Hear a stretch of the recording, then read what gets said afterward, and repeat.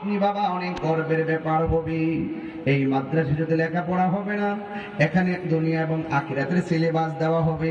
এখানে শুধুমাত্র হাফেজই হবে না, এই সন্তান সেই মোতাবেক আমল করবে। ও বন্ধুরে, এই সন্তান হাফেজ হলে কি লাভ হবে জানোনি? মুহাক্কিক আলেম যদি হয়ে যায়, তাইলে সেই ব্যক্তির আলেম হওয়ার পরে কোরআনটা মুখস্থ জানার কারণে সে মুফাসসির হবে। কথা বলেন ঠিক কিনা? হ্যাঁ বন্ধু, এই জন্য যুবক ভাইয়েরা আমাকে বলা হয় যে হুজুর আপনি সমাজতান্ত্রিক আলোচনা করবেন। ঠিক আছে, আমি সমাজের কিছু কথা বলে দিয়ে যাই। এই পিপিলিকা আছে, পিপিলিকা দেখবেন তারা আলাদা আলাদা খুব কম চলে। যেখানে যারা রোয়ানা দেয়, দলটা বাইদা বাইদা রোয়ানা দেয়।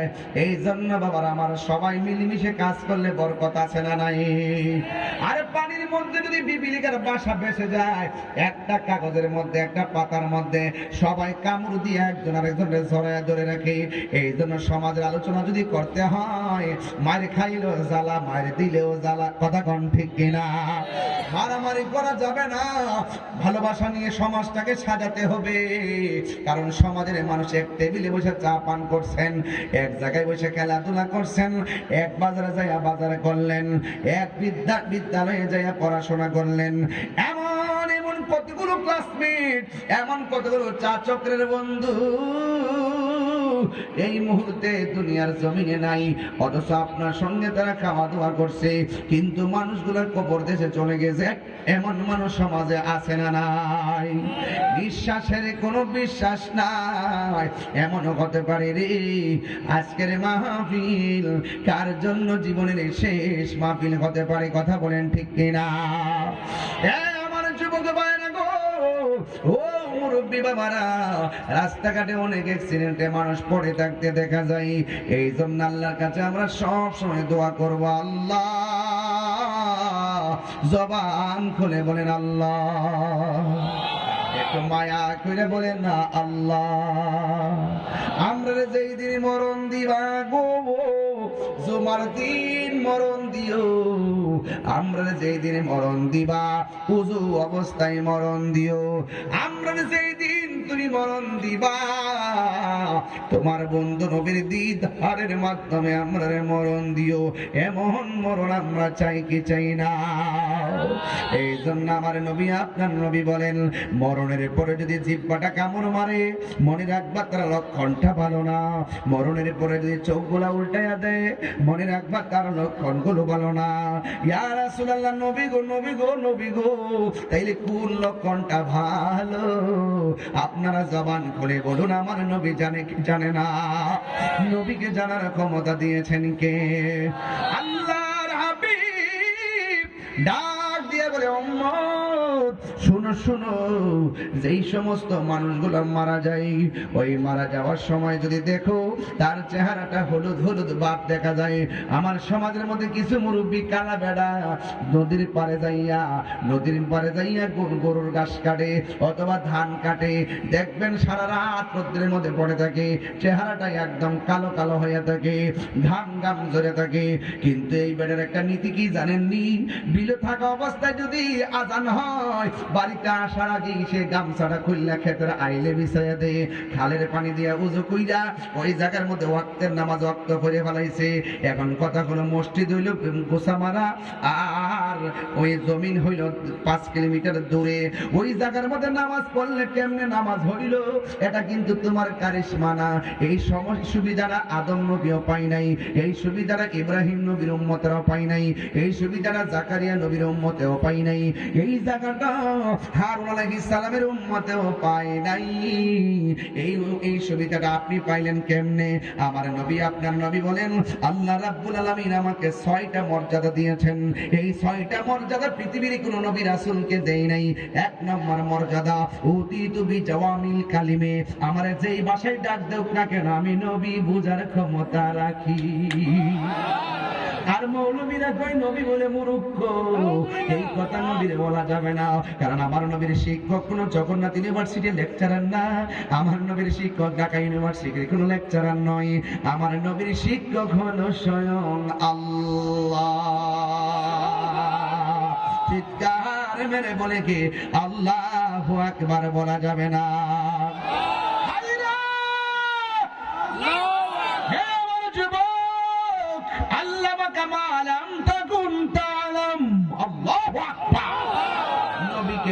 দান করেছে কে?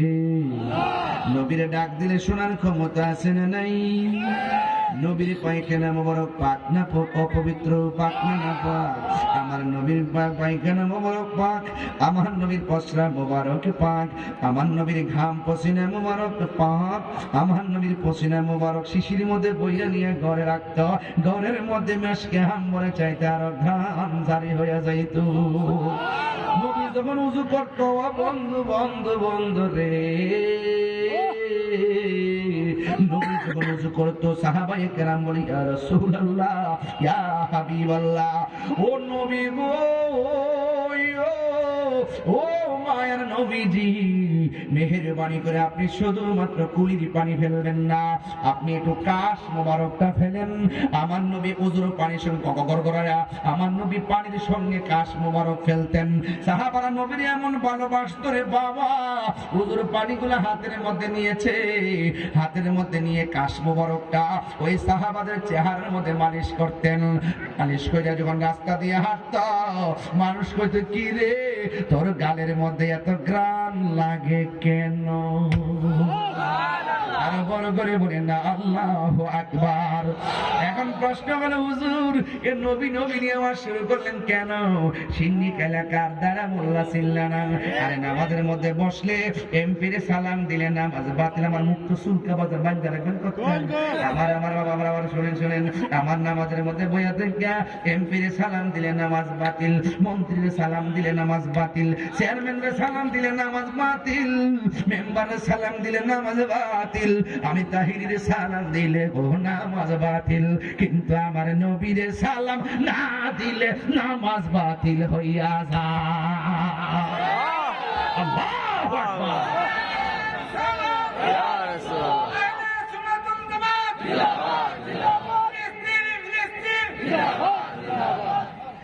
যে ও বন্ধু, এ আমার বাবা জিগারে বন্ধু, সব ঘুমায়া গেছে। ঘুমে থাকলে চলবে না। নবীরে এক সাবধান, যেই নবীরে সালাম না দিলে নামাজই হয় না। তার মানে বোঝা গেল ইবাদত কবুলের শর্ত হলো, ইবাদত কবুলের মূল নবী মুহাম্মদ রাসূলুল্লাহ। সুবহানাল্লাহ। কোন কি লাগে? আগে নামাজ পড়বেন নবীরে মান্না না মান্না, রোজা রাখবেন নবীরে মাইনা না মাইনা, হজ করবেন নবীরে মাইনা না মাইনা। আমার নবীরে মানার নামই হলো ঈমান। আমার নবী বলে আমার আল্লাহ আমারে 6টা মর্যাদা দান করছেন। এই 6টা মর্যাদা পৃথিবীর কোন নবী রাসূলকে আমার আল্লাহ দান করে নাই। ইয়া রাসূলুল্লাহ, নবী গো, ও মায়ার নবী, কি সেই মর্যাদা বলেন না? আমার নবী বলে আমি ভাষাগত সব জ্ঞান দিয়েছেন। আর একটা হলো আমার আল্লাহ আমাকে শেষ নবী বানাইছে। ইব্রাহিম নবী বলতে পারবে না আমি শেষ নবী, জাকারিয়া নবী বলতে পারবে না আমি শেষ নবী, ইউনূস নবী বলতে পারবে না আমার নবী আমি শেষ নবী। অথচ আমার নবী আয়েশাই বলছেন আনা খাতামুন নাবিয়্যিন লা নাবিয়্যা বাদি, আমি নবী হইলাম শেষ নবী, আমার পরে আর কোন নবী আসবে না, এইজন্য আমি নবী হইলাম শেষ নবী। 3 নম্বর হলো কি জানেননি? তাই আমার আল্লাহ আমার উম্মতের জন্য 1,24,000 পয়গম্বর, সবার জন্য আমার আল্লাহ ইবাদতের এরিয়া বানাই দিয়েছে। কিন্তু আমি নবীর জন্য আমার আল্লাহ কোন এরিয়া বানাই নাই। আমার জন্য, আমার উম্মতের জন্য সারা পৃথিবীর জমিনটারে আমার আল্লাহ গোসা মারা নামাজ না পড়া সময় যদি বিলের ফারো নামাজ পড়ে নামাজ হয়ে যাবে। এই জন্য জবানটা খুললে কোন এই নামাজের দরকার আছে না নাই? এই আওয়াজে মানি না, জুড়ে গন্না আছে না নাই? আমার নবী আপনার নবী দিয়ে উম্মত রে, আমি যখন মেরাজের মধ্যে গেলাম, আমি দেখলাম সবচাইতে বেশি আযাব হলো কবরের আযাব। আর কবরের আযাবের ভিতরে বেনামাজের শাস্তি হলো তিনটা। এক নম্বর, ডান পাশের মাটি এক প্রান্তে যাবে, আরেক পাশের মাটি আরেক প্রান্তে যাবে, দুই পাশের মাটি আইসা এমন জোরে তোমার চাপা মারবো, হাড্ডিগুলো একটার আরেকটা ঢুকাই ফেলবো। কত কান্নাকাটি করবেন, আপনার কান্নার আওয়াজ কেউ শুনবে না। কবরের মধ্যে আগুন ধরে দেওয়া হবে, কেউ নিভাইবার জন্য যাবে না। আপনি মনে করতেছেন বন্ধু বুঝি আপনার এত আপন, কিন্তু একটা কথা মনে রাখবেন, সব মানুষ সুখের ভাগ নেয় কিন্তু কষ্টের ভাগ কেউ নেয় না। কথা কোন ঠিক কিনা? আমার নবী বলেন ওই মুহূর্তে আমার নবী আপনার নবী বলেন, বেনামাজি কবরে যখন চাপটা মারবে, বেনামাজি বলবে আল্লাহ আগে যদি জানতাম নামাজ না পড়লে এত কষ্ট হবে, এত কষ্ট হবে, এত শাস্তি হবে, কোনদিন নামাজ ছাড়তাম না। ও আল্লাহ, আবার তুমি আমরা দুনিয়ায় পাঠাও, তোমার নামাজ আমরা ছাড়তাম না। আমি বৈরব গোসামারাতে নতুন আসি নাই, আমি কিন্তু অনেক আগে এসেছিলাম। তবে একটা কথা বইলা যাই, নামাজ ছাড়া মোল্লাগিরি হয় না, নামাজ ছাড়া পিশাবগিরি হয় না, নামাজ ছাড়া বক্তাগিরি হয় না। কথা বল ঠিক কিনা? যদি কোনো কারণে কাজা হয়ে যায় পরে হলে আদায় করে নেবেন। এই জন্য যুবক ভাইরা আমার, আপনাদেরকে অনুরোধ করে বলবো, এই নামাজেরই দরকার আছে না নাই? নামাজটা কেমন জানেননি? আমার নবী বলে উম্মত উম্মত উম্মত, তোমরা যখন নামাজের আগে উযু করতে বসবা, উযু করতে বসা যখন বিসমিল্লাহ বইলা উযুটা শুরু করবা, জোরে কোন কি বইলা? বিসমিল্লাহ। এই আওয়াজে মারি না, জোরে কোন কি বইলা? বিসমিল্লাহ। আর বড় করে বিসমিল্লাহ। বিসমিল্লাহ বইলা যখন উযু শুরু করবা, উযুটা শেষ হওয়ার আগ পর্যন্ত ফেরেশতারা তোমার জন্য গুনাহ মাফ চাইতে থাকবে। যখন তুমি উযু করতে যাই হাতটা ধৌত করবেন, হাত দিয়া জীবনে যত গুনাহ করছেন উযুর পানির সঙ্গে আমার আল্লাহ জমিনের মধ্যে গুনাহগুলো ছড়ায় ফেলায় দিব। এরপরে যখন আপনি মুখের মধ্যে পানি দিবেন, গড়গড়া করে পানিটা ফেলে দিবেন, দেখবেন ওই গড়গড়ার পানির সঙ্গে আমার আল্লাহ আপনার গুনাহগুলো মাটির মধ্যে জড়ায় ফেলাই দিবে। আমার নবী বলেন আফদালুল ইবাদাতিস সালাত, সর্বোত্তম ইবাদত হলো নামাজ। এই জন্য আমার নবী আপনার নবী বলেন, যখন তুমি মুখমণ্ডলটা ধৌত করবা, এই চোখের গুনাহগুলো পানির সঙ্গে ঝরে যাবে। উযু শেষ, লাস্টে যে ফুটাটা ঝরবে, শেষের ফুটাটা, এই ফুটার সঙ্গে তোমার সব গুনাহগুলো মাটিতে ঝরাইয়া ফেলাইয়া দিব। এরপরে এখানে সীমাবদ্ধ নয়, আমার নবী আপনার নবী বলেন, যদি কোনো মানুষ উযু কইরা আসমানের দিকে তাকাইয়া একবার যদি কালিমায়ে শাহাদা পড়ে, তাইলে আমার আল্লাহর হাবিব বলেন, আমার আল্লাহ উযুকারীর জন্য আমার আল্লাহ জান্নাতের 8টা দরজা খুলে দিবে। সুবহানাল্লাহ। বড় করে বলেন না সুবহানাল্লাহ, আর বড় করে বলেন আল্লাহু আকবার। এই নামাজ আমরা চাই কি চাই না? নামাজ পড়ো রে হুজুরি কলবে, নামাজ পড়ো। আমি কিন্তু একটা হক কথা বলে আপনারা রাগ করবেন, হুজুরি কলবে নামাজ পড়ো। যেই নামাজে নবী নাই রে, সেই নামাজ কেউ পড়ো না রে। নামাজ আমরা সুদা আওয়াজ করে দেবো, সব করেন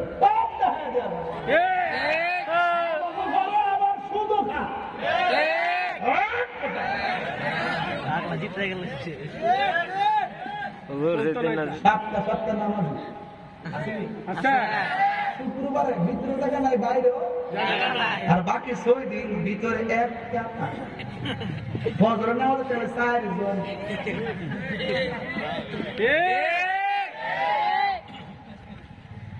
ইমাম সাহেবদের বাড়িতে 2 দিন থাকলে কম ইচ্ছা করে থাকতে পারবেন না, ইচ্ছা করে থাকতে আরেকবার 2 দিন বেতন কেটে দো। তো ইমাম সাহেব বলা উচিত ছিল, সামনে সপ্তাহ কোজি রেখেছেন। হ্যাঁ, আগে নিজেকে চিনেন, আগে নিজেকে চিনেন, আপনি আল্লাহকে চিনতে পারবেন। সুবহানাল্লাহ বলেন। আপনাদের কিছু মুরব্বী আছে দেখবেন ফজর আজানটা যখন দেয় টাকদা উঠে উঠতে গিয়ে এমনি লাঠিটা বড় করে খালি তোলার যায় সুন্দর করে আমুদুটা করে সারটা গাও দিয়া চেপকারায় মসে দেওয়া যায়। মুরব্বী শাসি ডাক দেখে পিছিয়ে ছিল, খালি আলাদা দিচ্ছে একটা বড় যাই না, বাকিটা মসুদে গিয়ে বইয়া থাকলো নফলে বাদতে সোয়াব পাওয়া যায়। রাসূল বলেন যারা মন ঘরের জন্য পাগল হয়ে যা, এই মানুষদেরকে আল্লাহ পাক আরশে আজিমের নিচে ছায়া দিবে। সুবহানাল্লাহ। এই বস আছে মুসলিম করে দাও না। আমরা দেশে বাজারে দেখবেন বইলে গলির কারণে চা না, ঠিক। আর মসজিদের মধ্যে গেলে বাজার বারবার কসম হইছে না হলো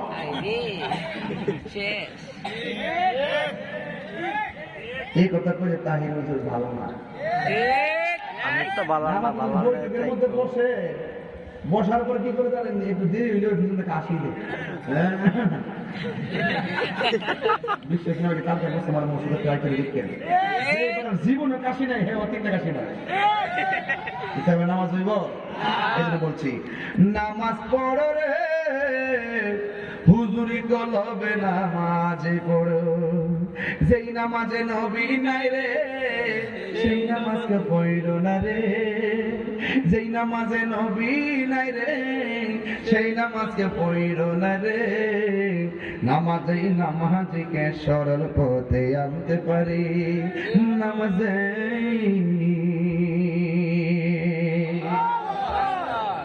বন্ধুত্ব করবেন গানজিটার সাথে না, কার সাথে? কার সাথে? নামাজের সাথে। মাগরিবের আগে তো খাইছে,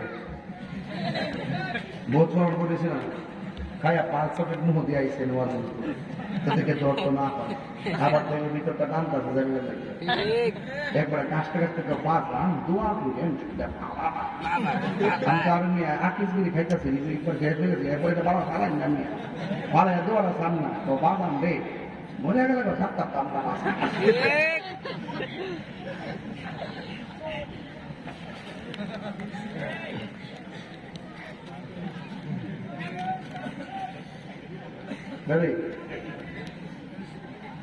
ঠিক কিনা বলেন?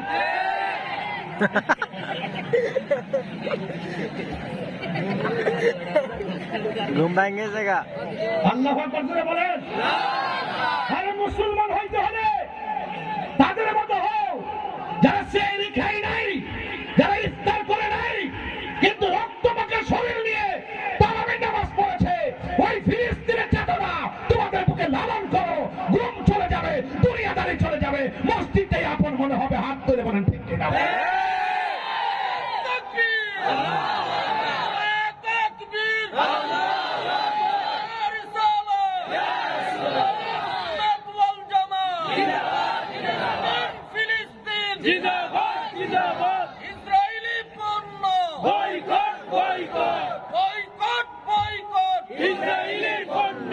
আল্লাহু আকবার কোন? আর আল্লাহু আকবার। খুশি না বেজার? খুশি। তাহলে এই চেতনা আমাদের দরকার আছে না নাই? আমি কইছি আপনি নামাজও পড়বেন আবার নেশাও করবেন, নামাজও পড়বেন আপনি হারামও খাইবেন, হারামের মধ্যে কোনো আরাম নাই। এই হারামের মধ্যে আরাম নাই। যে জবান অপবিত্র এই জবানের দোয়া কবুল হয় না, যে শরীরে হারাম টাকা দিয়া রক্ত পয়দা হয় সে হাতের দোয়া কবুল হয় না। কথা বলেন ঠিক না বেটে? আমার কথা আপনি খারাপ লাগতেছে? আমি কি কোনো অযুক্তি কথা বলতেছি? আমি সুর করে গায়ে রাখবো, কথা কোন ঠিক না বেটে? খবরদার নামাজ পড়বো, রুকুকে একটা কম দিমু, সাজদাকে একটা কম দিমু, তাহলে আমি কি লেগে হারাম খাইতাম? দরকার আমি শুটকির বর্তা দিয়া ভাত খাবো।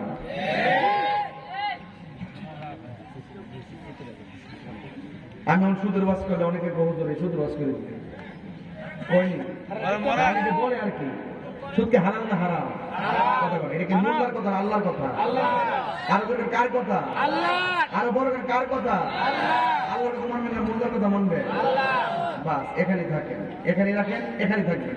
হারামের মধ্যে কোনো আরাম নাই।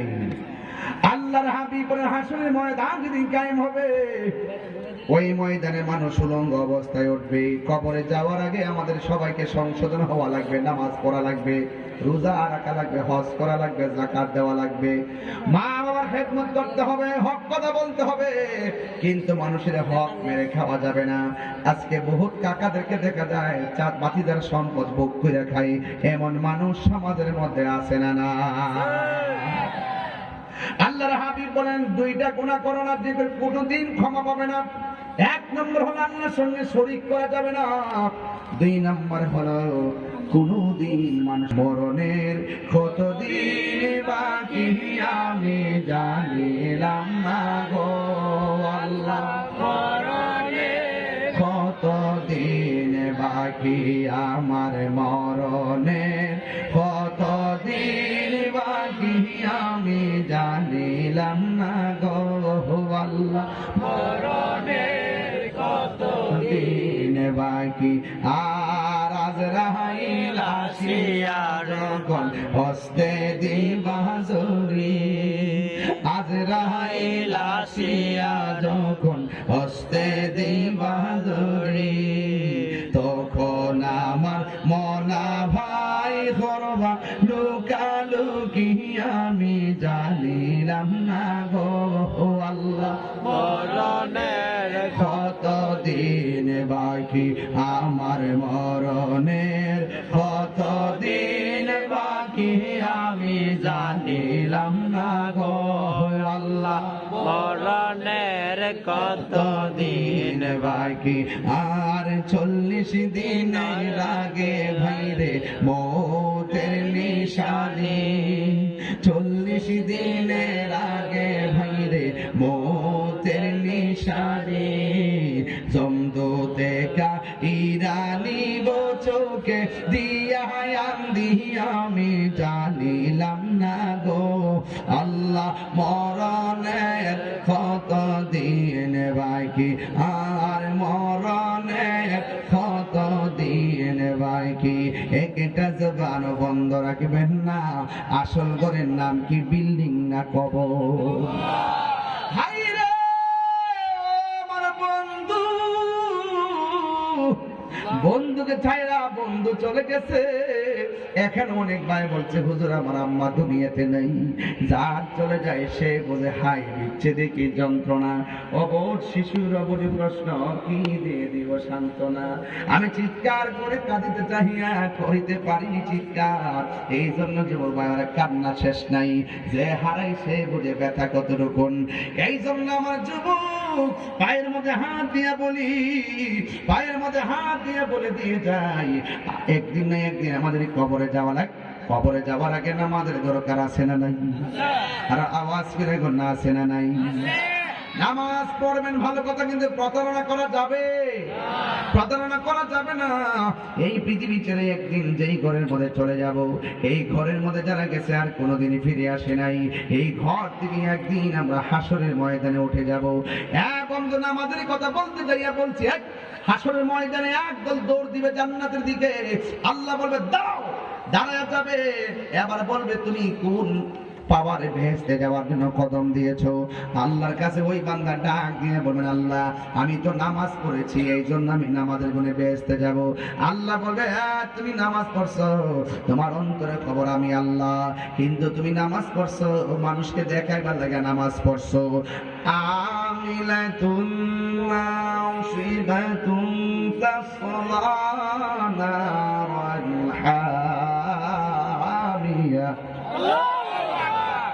আল্লাহ রাব্বুল আলামিন বলেন যারা গাদ্দি পরিমাণ আমল করবে আমল করার পরেও দুজকে যাবে একমাত্র মুনাফিকের কারণে জবান ঠিক না থাকার কারণে এই জন্য আমরা কষ্ট করে রুকু করব সিজদা করব হাসরের ময়দানে আরেক শ্রেণীর মানুষ দৌড় দিবে জান্নাতের দিকে আল্লাহ বলবে দাঁড়ায়া যাও কিসের গুণে তুমি জান্নাতে যাইবা এবার বলবেন আমি দান করেছিলাম আল্লাহ বলবে মিথ্যা কথা তুমি মানুষকে দেখাইবার জন্য দান করছো আমি আল্লাহ সন্তুষ্টির জন্য দান করো নাই আরেক শ্রেণীর মানুষ দৌড় দিবে আল্লাহ বলবে তোমরা কোথায় যাও তারা বলবে আমরা জান্নাতে যাই এবার বলবে দাঁড়াও জান্নাতে যাওয়া সহজ নয় তোমরা কিসের গুণে জান্নাতের মধ্যে যাবে এবার তারা ডাক দিয়া বলবে আল্লাহ আমি জিহাদের ময়দানে শহীদ হয়েছি এই জন্য আমি শাহাদাতের বদলতে জান্নাতে যাব আল্লাহ বলে না না তুই গিয়েছিলি বেঁচে থাকলে সবাই তোরে গাজী কইব মানুষের বাহাবা নেওয়ার জন্য এবার এখানে এসে তুমি মৃত্যুবরণ করেছো এবার একটা কদম তুমি হিসাব না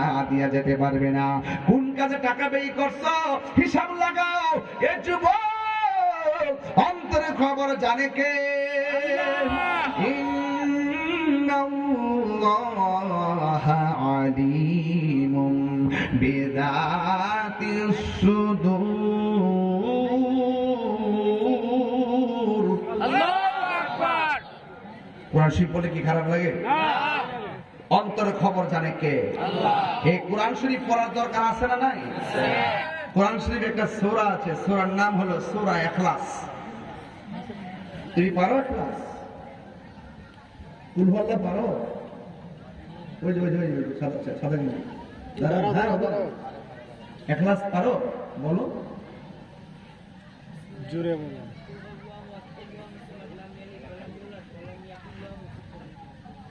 মারহাবা কোনা গেলে একবার যদি সূরা ইখলাস পড়ে কোরআন শরীফে 10 পারা কোরআন খতমের সওয়াব হয়। সুবহানাল্লাহ। 2 বার পড়লে 20 পারা পড়ার সওয়াব হয়ে যায়। সুবহান। 3 বার পড়ে 1 খতম কোরআনের সওয়াব হয়ে যায়। যেরকম সুবহানাল্লাহ কোনা কেন? সূরাটা ছোট কিন্তু ফজিলত আছে না নাই? ফজিলত দিছে কেডা? আল্লাহ। মা ফাতেমা সব সময় কি করতে জানেন? সব সময় ফজরের নামাজের পরে 10 বার এই সূরা ইখলাস পড়তো। মাগরিবের নামাজের পরে 10 বার সূরা ইখলাস পড়তো। আল্লাহর হাবিব জিজ্ঞাসা করতে, ফাতেমা আরো তো অনেক সূরা আছে, এগুলো পড়ো না কেন? বলছি ইয়া রাসূলুল্লাহ, এই সূরাটা আমার ভালো লাগে। রাসূল বলেন যে নাজাতের জন্য অল্প আমলই যথেষ্ট যদি আমলটা নিয়মিত হয়। ফাতেমা এই আমলটা কিয়ামত পর্যন্ত যারা করবে আল্লাহ পাক রব্বুল আলামিন তাদের জন্য জান্নাতে একটা বালাখানা বানায় দিবে। যেরকম সুবহানাল্লাহ। আর বড় করে কোন সুবহানাল্লাহ। এই সূরা ইখলাসের মূল্য আছে না নাই? এই জন্য আমার যুবক ভাইরা, আমি যেই কথা বলতেছিলাম, চলে যেতে হবে, কবর দেশে যেতে হবে। আমার গোসামার মাদেরকে উদ্দেশ্য করে বলে দিয়েছে, আম্মা খবরদার খবরদার, নামাজ পড়বেন আল্লাহ সন্তুষ্টির জন্য, রোজা রাখবেন আল্লাহ সন্তুষ্টির জন্য। এই দুনিয়াদারি করে করে সময় নষ্ট করবেন না। আপনি মা যদি ভালো হন, আপনার পেটের ভিতর থেকে যে সন্তানটা আসবে, এই সন্তানটা সাধারণ সন্তান হবে না, এই সন্তানটা আমার আল্লাহর ওলি হয়ে যাবে। কথা বলেন ঠিক কিনা? ইয়া রাসূলুল্লাহ, একদম ঢেউ তুলে নবী খুশি হবে। ইয়া রাসূলুল্লাহ, আমারি মওতের নিদান কালে, আমারি মওতের নিদান কালে থাকিয়া নবী গো আমার সামনে, দেখিব আপনাকে আপন নয়নে, দেখিব আপনাকে আপন নয়নে। ইয়া রাসূলুল্লাহ, ইয়া হাবিবাল্লাহ, ইয়া রাসূলুল্লাহ, ইয়া হাবিবাল্লাহ। অন্ধকার কবরে যখন দিবে আমাকে